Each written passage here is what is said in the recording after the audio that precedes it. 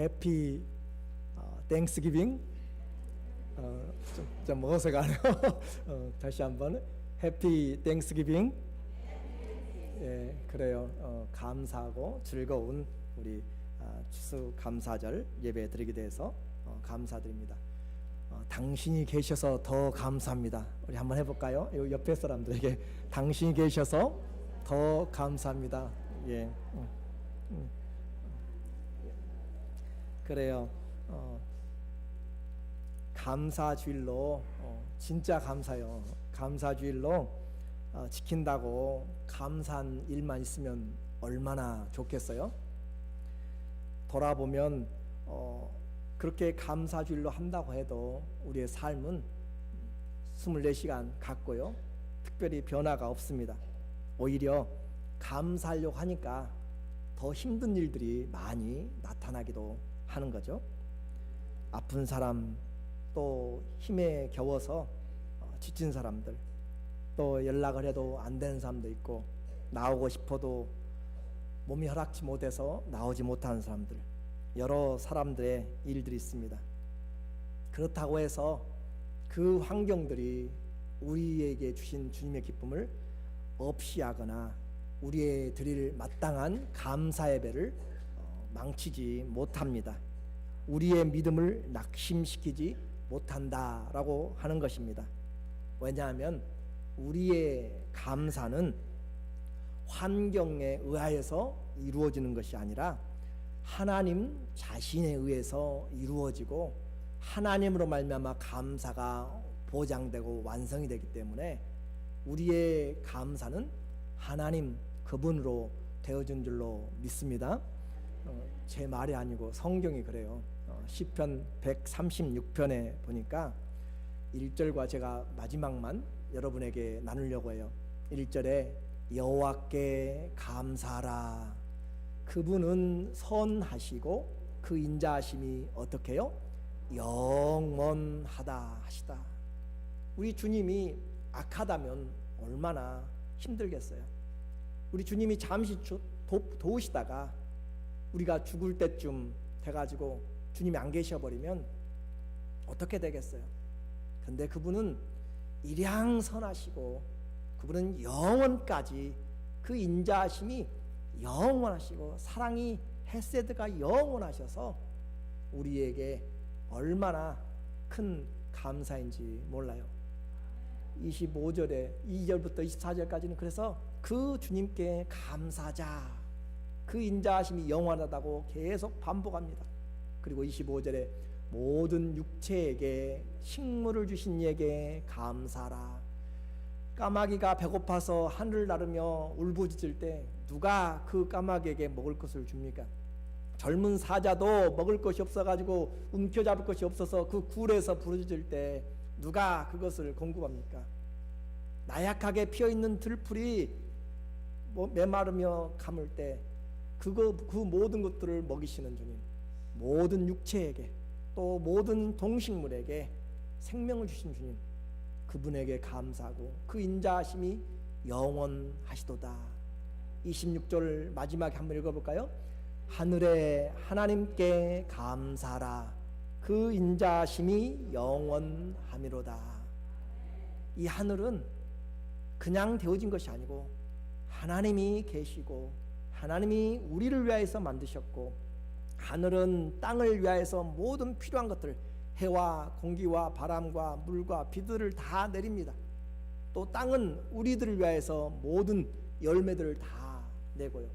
그 풍족한 그 은혜 가운데 사는 우리는 이제 이 모든 것을 주신 하나님께 감사해야 되는 것이 마땅하다라고 하는 거죠. 그래서 감사는 환경보다도 하나님이 우리의 시작이고 마지막입니다. 그런데도 불구하고 우리의 삶에는 다 모두가 다 말할 수 없는 그런 아픔들이 있어요. 또 말할 수 없는 슬픔들이 있습니다. 기도 제목을 나눈다고 해가지고 다 슬픈 마음을 나눌 수 있는 것이 아니에요. 마음 아픈 것들 다 털어놓고 할 수도 없는 것들이 많이 있어요. 그렇죠? 가족에게도 말 못할 고민들도 있는 사람도 있고요. 또 형제 자매들에게도 각각 슬픔도 나눌 수 있는 것이 있고 말할 수 없는 것이 있습니다. 반면에 감사도 마찬가지예요. 감사할 수 있고 함께 주님이 이렇게 도와주셨고 내 질병에서 자녀들에서 도와주셨다고 이야기할 수 있지만 또 말 못할 감사도 있어요. 그런 말 못할 감사들. 그래서 분명한 것은 오늘 내가 어떤 말할 수 없는 슬픔이나 말할 수 없는 아픔이 있고 또 어떤 어려움 가운데 있든지 분명한 것은 오늘 추수감사주일에 내가 이곳에서 살아계신 하나님께 그 하나님 앞에 예배드리고 또 사랑하는 주의 형제 자매들과 함께 있다는 이 사실만큼은 너무 복되고 귀하고 아름다운 하나님의 은혜인 줄로 믿습니다. 특별히 교회적으로 감사한 것은 올해 저희 교회에 속한 성도님들은 한 분도 소천하지 않으셨어요.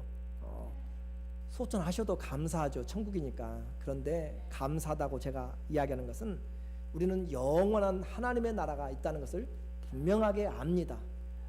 그러면 그 나라를 준비할 수 있는 시간은 우리의 호흡이 있을 때예요. 이 땅에 살아갈 때 생명 있는 동안 그 나라를 준비할 수 있는 찬스가, 아퍼튜니티가, 기회가 있어요. 그래서 올해 내가 하나님의 나라에 가는 것이 소망이지만 그럼에도 불구하고 영원한 나라를 준비할 수 있는 기회를 더 준 하나님께 감사가 교회적으로 있다라고 하는 것이죠. 오늘 본문 다윗의 시라고 그렇게 쓰여 있어요. 그리고 시편 150편 중에서 거의 반 73편을 다윗이 썼다고 표제로 그렇게 달고 있습니다. 근데 여러분이 한번 시편을 읽어보시면 알겠지만 그 다윗의 73편 중에서 정말 어느 하나하나가 그냥 감사로만 다 되어진, 통째로 감사라고 되어진 그런 부분은 없습니다. 그가 지은 시에서 그만큼 감사하고 있고 찬양하고 있고 기도하고 있지만 그의 삶은 정말 때로는 질병과 때로는 원수의 위협과 때로는 여러 우겨싸임에 당하여서 정말 그런 어려움에서 건져내기를 바라는 그런 기도, 그런 탄원시, 그런 비탄시 가운데서 그는 하나님을 의지하고 노래하고 있는 것이죠. 그래서 믿음은 내 손에 붙잡은 것, 내 눈에 직접 보이는 것, 그것으로 내가 감사하는 것이 아니고 믿는 것이 아니고, 믿음은 보이지 않지만 분명하신 하나님의 말씀의 약속을 믿는 것이 믿음이다라고 그렇게 말합니다. 그렇게 보이지 않지만 분명하기 때문에 어려워도 포기하지 않고요, 남들이 비난해도 낙심하지 않고 모든 것을 잃어버려도 다시 일어날 수 있는 것, 의인은 7번 넘어져도 다시 일어날 수 있는 것이 바로 보이지 않는 하나님이 신실하시고 그분이 선하시고 그분이 나를 위해서 계획한 것이 있음을 믿기 때문에 일어나는 것입니다. 그것이 믿음이에요. 히브리서 11장 1절에 보니까 믿음은 바라는 것들의 실제 현상이고 보지 못하는 것들의 증거다라고 그렇게 이야기해요. 보지 못하지만 우리는 하나님의 말씀을 믿음으로 바라보는 것이죠. 그래서 믿음이 있으면 손에 붙잡은 것이 없어도, 눈에 보이는 것이 없어도, 귀에 들리는 것이 없어도 믿음이 있으면 감사할 수가 있습니다. 그래서 주님은 우리에게 항상 기뻐하라, 쉬지 말고 기도하라, 범사에 감사하라고 주님은 신실하신 그분이 말씀을 해주고 있습니다. 오늘 23편 1절에 보면 여호와는 나의 목자시니 내가 부족함이 없으리로다 라고 그렇게 말합니다. 이걸 다르게 여러분에게 들려드린다면 여호와는 내 인생의 해답이시다 라고도 그렇게 보여집니다. 그렇죠? 여호와가 내 인생의 목자시니 내가 부족함이 없다 라고 하는 것을 다른 표현으로 한다면 여호와가, 하나님이 내 인생의 해답이시다 라고 그렇게 선언을 해주고 있는 것이죠. 그리고 그 나머지 내용의 2절부터 나머지 9절은 그가 당면하고 있는 일들에 대해서 어떻게 하나님이 그 문제들을 해결해 주시는가라고 하는 것을 보여주죠. 그래서 이 1절은 다윗에게 문제가 없어서 그에게 평안이 있고 문제가 없어서 그에게 부족함이 없다라고 하는 것이 아니에요. 누가 목자가 되시니까요? 하나님이 목자가 되시니까 내게 부족함이 없다라고 하는 것이죠. 하나님이 내게 목자가 되시니까 문제가 있지만 문제가 되지 않는다라고 하는 것입니다. 오늘 이제 저는 이것을 함께 지금 이야기를 하려고 그래요. 이 말씀 듣지 않은 사람 누가 있습니까? 너무 좋아서 예수님 안 믿는 사람들도 한 번씩은 다 들어봤고요. 거의 집집마다 아니면은 다 이런 부분에 대해서는 암송도 하고 때로는 또 액자로 만들어서 집에 또 가게에 걸어놓기도 합니다. 그런데 이 말씀이 말하는 여호와는 나의 목자시니 내가 부족함이 없다라고 하는 그 믿음을 가지고 있는 사람들은 그리 많지 않습니다. 액자마다 붙여놓고 있고 집마다 가지고 있고 사람마다 외우는 사람도 있지만 정말 하나님이 내게 목자가 되셔서 내가 부족함이 없다라고 하는 그 믿음을 가진 사람은 많다고요? 적다고요? 없지는 않고 적다고요. 많지 않다라고 하는 것이 실제로 이 말씀이 내게 다가오지 않고 해답이 안 된다라고 하는 것이 오늘 제가 함께 하나님 앞에 기도하면서 나누고자 하는 것이죠. 마치 창세기 1장 1절을 보면은 1장 1절에 보면 태초에 하나님이 천지를 창조하시니라 라고 했어요. 이 말씀 기독교인이든지 아니든지 누구나 다 들어보았고 알고 있는 내용이죠. 성경의 첫 페이지니까 읽어보려고 시도할 때마다 들려오는. 그런데 보세요. 태초에 시간의 시작부터 창조하셔서 시간부터 창조하셔서 하나님이 하늘들과 땅을 창조하셨어요. 그런데도 불구하고 그 전능하신 하나님이잖아요. 요즘 우리 과학자들은 지금 운전을 사람이 안 하고 무인 운전하는 그것을 준비하고 있잖아요. 시험하고 수만 킬로씩 시간씩 테스트하고.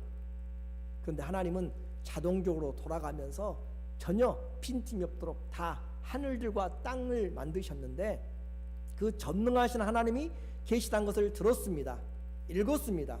또 믿는다고 고백하는데도 불구하고 우리는 그 전능하신 하나님이 계심에도 불구하고 이 삶에 온갖 당하는 일들 때문에 그 하나님의 믿음을 제대로 갖지 못합니다. 창조의 하나님을 믿는데 왜 내 삶은 문제투성이 많고요? 천지를 말씀으로 없는 것에서 있는 것으로 창조하셨는데 왜 내 질병은 이렇게 해결이 안 되고요? 내 자녀의 문제는 왜 그렇게 안 풀리고요? 내 신분의 문제는 그렇게 안 풀리는지 창조하셨다면서요? 라고 하면서 우리는 그렇게 오해하고 있을 때가 많이 있습니다. 그래서 창조주 하나님을 믿으면서도 우리의 믿음은 언제나 부족한 것들로 힘듭니다. 이와 마찬가지 시편 23편 1절에 여호와는 나의 목자시니 내가 부족함이 없다라고 그렇게 해도 말씀을 외우고 읽고 들어도 내 믿음과는 전혀 가까이 오지를 않는다라고 하는 것이에요. 아무리 하나님이 내 목자라고 우기고 내가 그 양으로 들어가려고 그렇게 문장 속으로 들어가 보고 해도 외워도 그 말씀이 내 인생에 잘 적용이 안 된다. 그런데도 왜 내 인생은 이렇게 힘든가라고 하는 그것 때문에 그렇습니다. 그러면 한번 여러분에게 물어볼게요. 성경이 틀렸습니까? 하나님이 창조를 안 하셨습니까? 하나님이 우리 인생의 목자가 아니십니까? 그건 아니잖아요. 분명히 그것은 우리가 알잖아요. 그러면 성경은 분명히 틀리지 않았습니다. 문제는 우리가 하나님도 성경의 능력도 우리가 오해했기 때문에 그렇습니다. 창조주 하나님이 계시지만 죄로 인해서 온 세상은 그 영향력을 받게 되는 것이죠. 전능하신 하나님은 언제가 하나님이 개입하실 시간인지를 압니다. 그래서 하나님은 하나님의 계획에서 그 일들을 이끌어 나가는 것이에요. 감독은 선수보다 언제 그 시간에 바꿔서 선수를 교체할지 그 결정을 하게 되는 것처럼 오늘 마찬가지 하나님이 우리의 목자이시지만 오늘 우리가 오해하고 있는 것은 뭐냐면 그 하나님이 목자라고 하는 그 자리에 다른 것들로 목자가 되도록 우리가 생각하니까 항상 부족하게 여겨지는 것이죠. 무슨 말이냐면 예를 들어서요.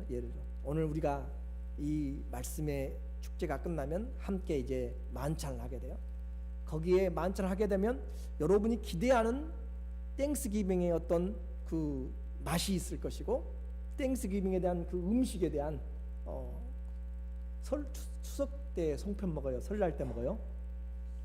추석 때도죠. 추석 때 송편 안 먹으면 안 되고 설날 때 떡국을 먹어야 한 살을 먹는 것처럼 그렇게 우리가 기대하는 땡스기빙이 있는데 그것이 내 마음에 안 들면 잘 하나님이 여호와가 목자시니 내게 부족함이 없다라고 했는데 식당에 가가지고 내가 원하는 그것 아니면 내가 원하는 맛이 잘 안 나고 내가 먹으려고 했더니 좀 부족하다 예를 들어서 그러면 내게 감사가 사라지게 됩니다.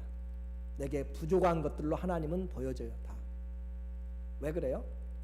그 목자를 내 인생에 이것이 목자가 돼서 부족한 것이 없다라고 생각하기 때문에 그래서 성공이 목자의 자리에 앉게 되면 내가 성공하지 못했을 때는 항상 부족해요. 이 말씀 읽을 때마다 성공이 나의 목자니 내가 부족함이 없다라고 그렇게 되어지는 거예요. 근데 나는 성공을 못했어요. 돈이 목자인데 돈이 내게 부족해. 항상 힘들어. 신앙생활 열심히 잘하고 11조도 잘하고 한데 그렇게 안 풀리네요. 그러면 이 말씀 읽을 때마다 여호와는 나의 목자시니라고는 있지만 마음속에는 돈이 나의 목자가 되어주셔야 되는데 안 되어주시니까 내가 항상 부족합니다 라고 생각해요. 성공이 나의 목자의 자리에 앉아 있으니까 일평생 살아가면서 직장 때문에 직업 때문에 삶 때문에 이 말씀은 하나님이 목자가 되신다는 말씀은 나와 상관이 없어요. 아주 심각한 이야기를 지금 제가 여러분에게 하고 있는 것이에요. 산불이 난다고 하나님이 천지창조를 안 하셨습니까? 사고가 지금 난다고 하나님이 천지창조 안 하셨냐고요? 그렇지 않잖아요. 그런데 우리가 잘 이해해야 될 것이 뭐냐면 바로 그 자리에 누가 지금 목자라고 하셨어요? 하나님이 여호와 하나님이 목자가 대신 내게 부족함이 없다고 그랬어요. 자, 그러면 여러분에게 제가 이제 한번 적용할 수 있도록 이야기할게요. 여러분이 내가 정말 고민이 많고 힘들어요. 문제가 잘 풀리지 않고 질병이 있어요. 밖에 나가서 하늘을 한번 보세요. 그러면서 시편 23편 한번 생각해 보세요. 그 하늘을 지금 보면서 병의 회복이 나의 목자니 내게 부족함이 없다고 했는지 여호와가 나의 목자시니 내가 부족함이 없다고 했는지 눈을 뜨고 지금 하나님을 향하여 하늘을 향해서 한번 그 말씀 한번 새겨 보세요. 누가 목자시니 내가 부족함이 없다고 했는지. 그러면 내가 아픈 가운데 하나님이 지금 안 계신가요? 내가 돈이 없을 때 하나님이 안 계신가요? 내가 아플 때 하나님이 안 계신가요? 내가 실패할 때 하나님이 안 계신가요? 그런 말씀을 다시 한번 보게요. 다시 하늘을 보면서 여호와는 나의 목자시니 내게 부족함이 없다고 했는데 나는 돈이 없어서 이 말씀을 부정하게 되고 믿지 않게 됩니다. 하나님이 목자시면 우리에게 부족함이 없다라고 분명하게 이야기를 하셨어요. 그런데 내가 원하는 수준에서 그 주님의 필요를 보니까 늘 부족합니다. 그래서 하나님이 목자시면 그분이 필요한 것으로 이끌고 갑니다. 저도 개를 데리고 갈 때요, 한 번씩 이 개가요 자기가 막 가려고 막 때를 쓸 때가 있어요. 때로는 따라가기도 하지만 그냥 따라가면은 어디로 들어가 버린지 알 수가 없습니다. 제가 잡아 당기는 거죠. 하나님이 목자시면 그분이 필요한 대로 가는 것이고 양의 욕심에 따라서 이끌려가는 것이 아니라 목자가 양을 위하여서 필요한 푸른 초장에 때로는 그곳에 머물러 있으면 다른 곳으로 쉴 만한 물가로 과거 쉴 만한 물가가 여기 있다면 그 전에는 쉴 만한 물가가 아니고 메마른 땅을 건넜다는 것이에요. 쉴 만한 물가보다는 메마른 땅, 메마른 환경들, 척박한 그 지경들이 더 많았다. 왜요? 드디어 여기 이르렀기 때문에 그 말입니다. 그리고 또 사망의 음침한 골짜기, 또 원수의 목전에 들어가면서 주인이 원하는 대로 건너가기도 하고 지나가기도 하고 결국 이끌고자 하는 것은 여호와의 집에 영원히 거하도록 만드는 목자의 필요입니다. 목자의 계획이에요. 그것에 주님이 부족합니까? 한번 물어볼게요. 주님이 여러분을 이끌어서 이 땅에서 하나님의 사랑을 보여주고 여러분을 인도하여서 여러분에게 믿음을 끝까지 지키게 만들고 믿는 자들에게 하나님 아버지는 만유보다 크심에 내 손에서 빼앗을 자가 하나도 없다라고 이야기하시고 천하보다도 귀하다고 여기시고 금과 은이라 썩어질 것을 구속하지 않고 하나님 아들 예수 그리스도의 보배로운 피로 여러분을 구속하여서 영원한 하나님의 나라에 영원까지 인도하실 것에 대해서 하나님이 나의 목자시니 부족한 것이 있냐 제가 여러분에게 묻고 있습니다. 그 하나님이 여러분에게 구원을 주시고 여러분을 인도하시고 마침내 그의 나라에 인도하도록 하시는데 하나님의 능력이 부족합니까? 지혜가 부족합니까? 하나님이 우리에게 부족합니까? 그렇지 않잖아요. 하나님은 우리에게 부족함이 없는 분이세요. 다시 하늘을 보고 하나님은 나의 목자시니 내게 부족함이 없네요. 그렇게 고백이 되어집니다. 오늘 이제 이걸 더 구체적으로 한번 살펴볼게요. 인생에는 문제들이 있습니다. 우리 삶은 나 혼자 사는 것 같아도 혼자가 되는 것이 아니고 같은 시간에 또 같은 공간에 또 같은 환경들에 같이 묶여서 살아요. 그래서 환경과 장소와 그 시간들 거기에 묶여져 있기 때문에 오늘 본문 시편 23편에 보면은 네 장소가 나옵니다. 우리는 이 23편만 생각하면 예수님이 그렇게 인도하시면서 푸른 초장을 생각하는 것으로 가득 차고 낭만적이고 목양적이고 아주 그냥 태평하고 화평하고 그런 피스풀한 그런 분위기만 생각하지만 여기에 네 장소가 나오는데 2절에 보니까 푸른 초장 쉴 만한 물가도 있어요. 그런데 4절에는 무슨 장소가 나와요? 사망의 음침한 골짜기가 나옵니다. 5절에는 어떤 장소가 나와요? 원수의 눈앞이에요. 원수의 눈앞에 칼을 들고 있는 자 앞에 있다라고 하는 거죠. 혼자요 우겨싼 수천 명의 군인들 또 쫓아다니는 사람들. 얼마 전에 이런 이야기보다는 한 8년 동안 도피하시다가 어떤 분이 잡히셨어요. 언제 자기도 모르게 그렇게 8년 정도 도피했으니까 이제는 좀 내성도 될 수 있겠죠. 근데 식당에서 식사하시다가 잡혔어요. 그를 추격하는 수사관이죠. 한 사람 두 사람만 추격해도 힘든데 그렇게 전문 전담반들이 특수팀이 쫓아다닌다고 생각하면 원수의 목전에 있을 때 결코 뭐 좋은 환경은 아니죠. 그리고 6절에 보니까 여호와의 집이라라고 하는 장소가 나오게 됩니다. 그러므로 이 여호와의 집은 아직 그들이 실제적으로 간 곳이 아니기 때문에 장소에서 제외돼요. 그렇죠? 그러면 남아있는 것은 푸른 초장 쉴만한 물가라는 것하고 사망의 음침한 죽음의 골짜기, 환난의 골짜기, 그리고 원수들의 목전에 있다라고 하는 것이 더 분명한 삶의 모습입니다. 그를 죽이기 위해서 달려드는 원수들의 눈앞에 우겨싸여 있다라고 하는 거죠. 우리가 생각할 때 이 23편에는 잔잔하고 정말 살랑살랑 산들바람 불고 목가적으로 그렇게 생각하는 것 같지만 사방에 생명을 찾는 두려움에 우겨싸임 있고 원수들의 공격이 쉴 새 없이 잔재해 있고 멀리 있는 것이 아니라 바로 어디에? 눈앞에 추격거리에 있어요. 추격거리에 손에 잡을 만한 거리에 여러분 꿈꾸다가 도망가는 꿈 많이 꾸시죠? 더 크시려고 그래요.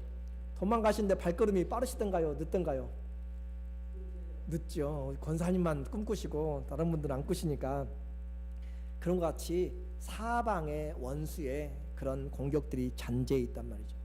약한 짐승들은요, 물을 한번 마시려고 해도 얼마나 눈치를 보고 마셔야 될지 몰라요. 시냇가에서 제대로 물도 마시지 못합니다. 언제 천적들이 올 것인지, 공격이 올지 모르기 때문에 긴장과 두려움, 그리고 같은 팀이 같은 종류여도 그 경쟁이 있다라고 하는 거죠. 이게 바로 성도의 삶입니다. 그런데 그곳에서 지금 다윗이 고백을 하고 있는 것이에요. 인생은 사망의 음침한 골짜기를 경험합니다. 육체적으로, 정신적으로, 영적으로 사망의 음침한 골짜기를 경험하지 않는 사람은 거의 없어요. 그래서 인생을 수고와 슬픔이라고 이야기하잖아요. 60, 70 살아가면서 인생을 수고와 슬픔이다라고 그렇게 이야기를 해요. 여러분만 당하겠어요? 저라고 목사라고 안 당하겠어요? 다 당하죠. 마찬가지 모든 사람 다 개인적으로 이야기해보면 정말 생각지도 않은 일들에 다 꼬여있고 힘들어하고 그런 일들이 있습니다. 대학도 떨어져 보고요, 또 사역할 기회를 잃어버릴 때도 있고요, 또 몸에 이상이 있고 시력도 잃어버린 때가 있고, 이사를 20번 정도 했으면 쉽지 않은 인생이죠. 자녀가 있으면 있는 대로, 없으면 없는 대로 힘든 일, 가슴 아픈 일들이 다 있습니다. 생활의 공감은 모두가 다 가지고 있는 그런 일들이죠. 목회 사역도 참 귀한 천국의 일이죠. 여러분 형편 이야기 안 하니까 제 이야기를 지금 비슷하게 하는 거예요. 한 주 한 주 은혜가 아니면 넘어가지 않는 그런 삶입니다. 사업도 마찬가지잖아요. 하루하루 그냥 쉬운 일이 아니에요. 남의 눈치 봐가면서 이 경쟁 사회에서 도태되지 않고 살아가는 것 쉽지 않습니다. 그리고 또 사건과 사고들, 아프고 입원하고 또 교회에 떠나기도 하고 또 심판을 향해서 나가는 그런 인생들을 보면 얼마나 힘겨운지, 이것이 사망의 음침한 골짜기일 수도 있습니다. 말은 하지 않지만 여러분 인생도 이보다 더 했으면 됐지 말할 수 없는 그런 아픔들이 많이 있어요. 또 말할 수 없는 그런 사업을 다 말아보기도 하시고요, 가정 위기도 겪어보기도 하고요, 질병까지, 또 어떠면 불치병이라고 하는 것들까지 짊어질 수도 있습니다. 한마디로 인생은 모두 다 사망의 음침한 골짜기를 경험하고 두려움의 존재, 그런 원수들 앞에 쫓기고 있는 그런 삶일 수가 있다라고 하는 거죠. 보기도 싫고 만나기도 싫고 목소리만 들어도 막 스트레스가 나고, 또 때로는 이 다윗은 원수의 목전은 생명을 찾는 자, 생명을 찾는 자의 앞에 그런 삶을 살아가고 있다라고 하는 것이에요. 그래서 이런 삶을 살아가기 때문에 밤새 안녕하십니까? 라고 하는 것이 정말 중요한 우리 인사예요. 그런 가운데 샬롬, 에이레네, 평화합니까? 라고 우리는 물어보는 것이에요. 그것은 세상이 주는 것이 아니라 하나님이 주시기 때문에. 그럼에도 불구하고 시편 23편 1절, 여호와는 나의 목자시니 내게 부족함이 없으리로다 하는 것이 진리인가? 그렇습니다. 다윗이 이런 사망의 음침한 골짜기들, 원수의 목전들, 그런 것에서 그 자기를 도와주는 손을 목자로 생각하지 않았고, 그가 잡아야 될 권세를 목자라고 생각하지 않았고, 그의 하나님이 인생의 목자라고 했기 때문에 그는 그 하나님이 자기에게 부족함이 없다라고 하는 것이죠. 하나님은 다윗보다 다윗을 잘 알고요, 하나님은 저보다 저에 대한 장래 계획을 더 잘 알아요. 저는 언제 어떻게 이 땅을 떠날지도, 무슨 일을 만날지도, 내일 일도 5분 일도 알지를 못해요. 사람의 능력입니다. 그러면서도 우리는 교만하게 살아가는 거죠. 그러나 하나님은 우리의 앉고 일어섬을 알고요, 말하기 전에 우리의 생각들을 아세요. 하나님 우리의 장래를 하나도 빠짐없이 다 아세요. 생명책에 다 이미 기록을 해 놓으셨어요. 그 하나님이 우리에게 부족한 것이 없다라고 할 때 얼마나 우리의 마음이 편한지. 주님이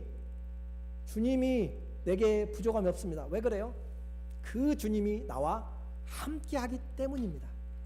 그 주님이 사망의 음침한 골짜기 가더라도 누가 계세요? 우리 주님이 내게 부족함이 없는 주님, 내게 부족함이 없는 주님이 목자로 계시기 때문에, 함께 하시기 때문에 우리는 내가 이 모든 것에서 감사할 수 있다라고 하는 거죠.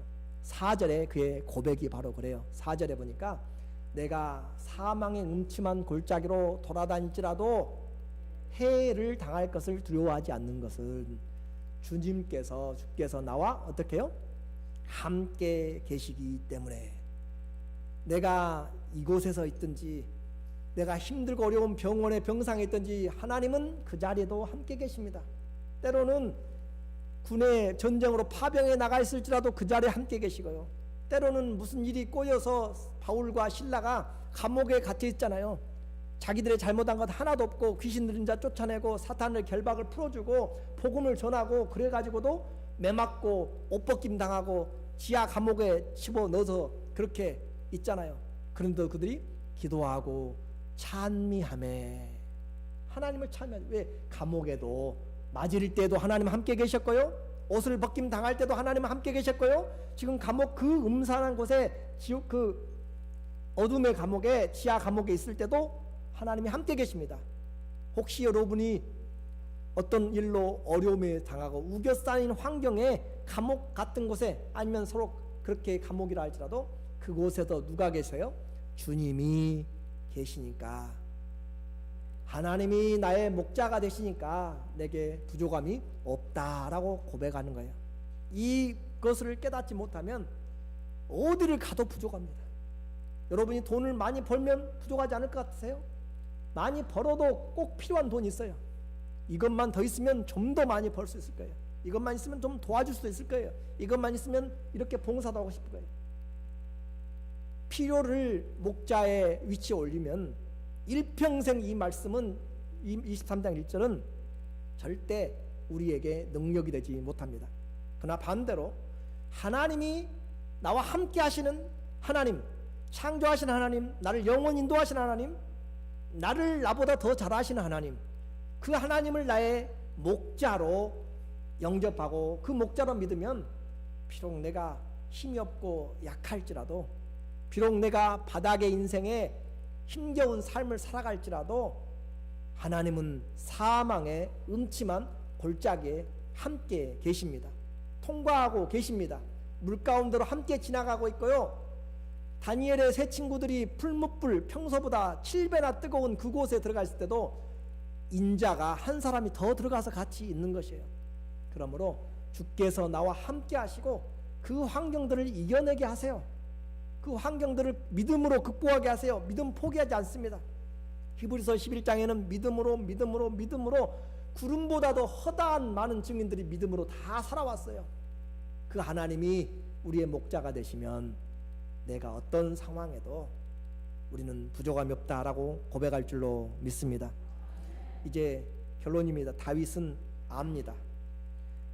누구를, 무엇을 목자로 모셔야 될지, 누가 목자인지, 무엇이 목자의 자리에 앉아야 될지 다윗은 압니다.